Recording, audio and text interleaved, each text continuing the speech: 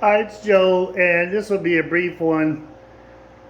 I'm in the upstairs bedroom, the so-called master bedroom, and just finished filming the thing about the floorboards in the secret room. While I was doing that, I had my mud applier paint guru in here, finishing the walls of this. So it now has the finished coat of paint on it. And actually, one of the things here is that it's a totally transformed space because of the insulation, new windows, and the expert application of sheetrock in here makes it bright and sunny. And plus, as I've always recognized, the big double window is kind of a nice feature of this room. If you're going to have a room this size, it's great to have one that excuse me. It's great to have one that has a focal point like that. Something else we did was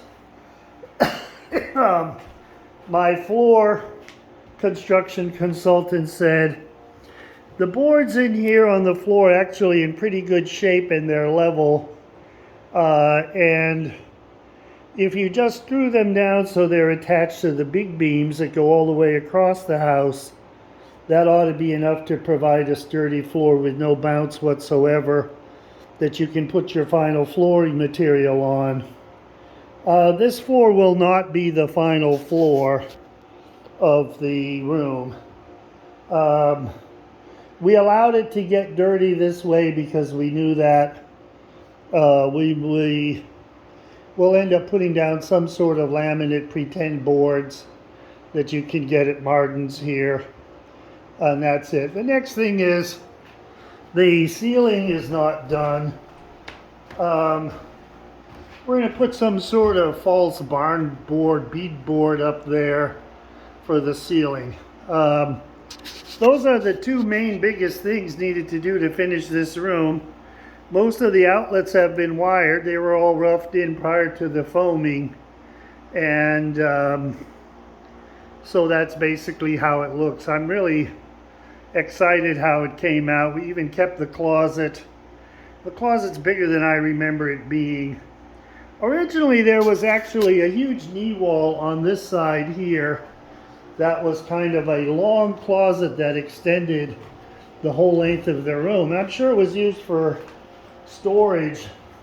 It wasn't something you could hang up racks and racks of clothes in, but I took that out because I liked the idea of having it be symmetrical with the two windows on either side of the chimney. This chimney is the one through which the exhaust from the forced hot air system oil burner goes. It's actually in pretty good shape, unlike the other one. I will get a carbon monoxide indicator in here when I also get the fire alarm put in place. But basically what's happened now is I'm going to be taking a hiatus and not really doing anything else in this room for the winter unless I'm totally bored, because the goal was always fully insulated and new windows, and anything to do with energy efficiency and tightening up the outside before winter came. Here we are at the end of October. It has not snowed yet. Hunting season will start soon, and snow is inevitable and colder weather is inevitable. And so what's going to happen is I've met my objectives. The time of working like a crazy man trapped in a coal mine is over, and I'm going to be hopefully enjoying life a little more instead of working like 6-8 hours a day, which I have been at times. For the last month I really have worked 6 to 8 hours a day. Took me a while to work up to working that many hours, given as physical as this is, but I'm there. I'm in better shape than I was. I do have a dehumidifier up here, and The dehumidifier also puts out heat when it does its job, so it's surprisingly warm up here. It's not set to automatically empty through a garden hose and a hole in the wall or whatever, but may actually do that at some point. The humidity management inside this kind of building is important because there you have severely created the tightest possible heat envelope that you can, and you have to think about air quality management and humidity, and this is one of the things they recommend.